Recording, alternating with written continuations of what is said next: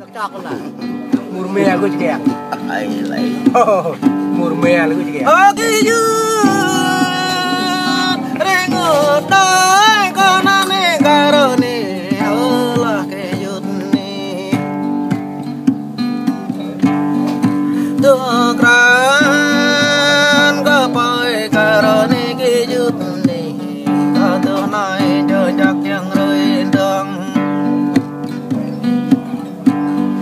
Cao từ nay đêm lăng yang rơi kế đời mình cao từ nay chê rồi yang rơi làm Bỏ yang bự từ nữa bây giờ bự rồi.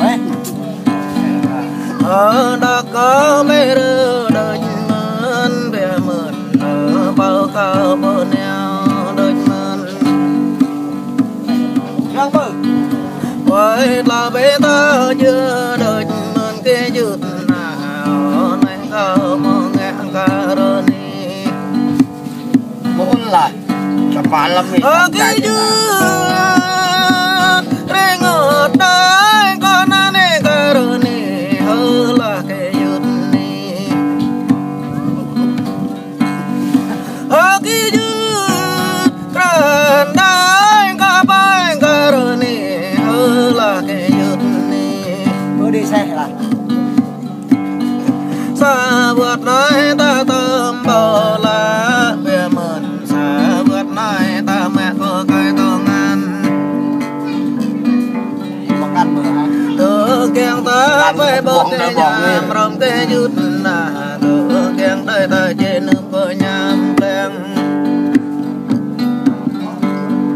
từ keng ta lên cái tra ta cái chút ni đây tôi nhà neo coi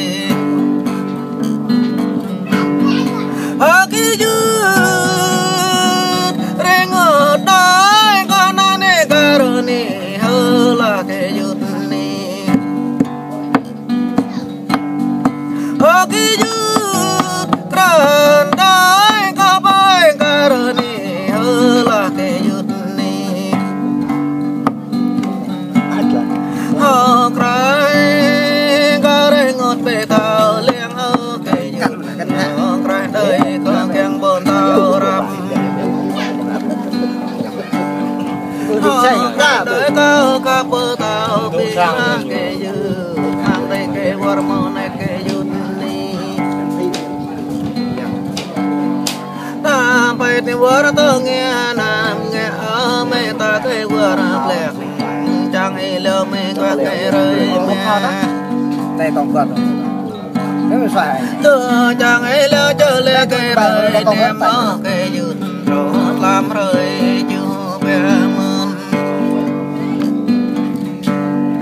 ở cây dụt rengot dai konane karoni olah kejut ni ở cây dụt ran dai kapai karoni olah kejut ni. Bây giờ mình. Goyut tôi karoni kejut chẳng lưới cái ta đều theo tôi chẳng lưới cái ta như đột em rong lá kejut tôi chẳng lưới cái ta như đang phố nghe tôi chẳng lưới có ta như ta bữa là kejut tôi chẳng lưới cái ta như có nhà mang về cho để về tâm mây ok dư để bôi cho bôi nhẹ bơ tâm mây ok dư rengot dai konane karoni olah kejut we ok dư ran dai kapai karoni olah kejut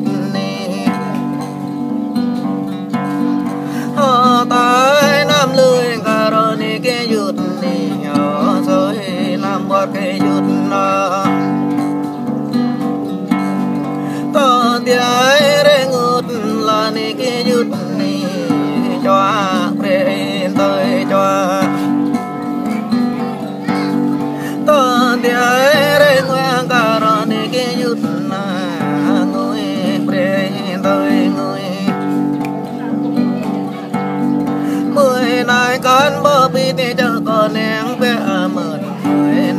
căn bờ mịt rèn bay nếu mười lại căn bờ mịt lê kê đạp bẹ mượt bắp còn tê rơi mê caroni ký như rèn ngược đai con ăn caroni là cái yut ni nếu có nhụt ký như rèn đai cả bay caroni là cái yut ni là tập quá lắm này tập tôi caroni cái yut ni leo làm rèn đời rèn công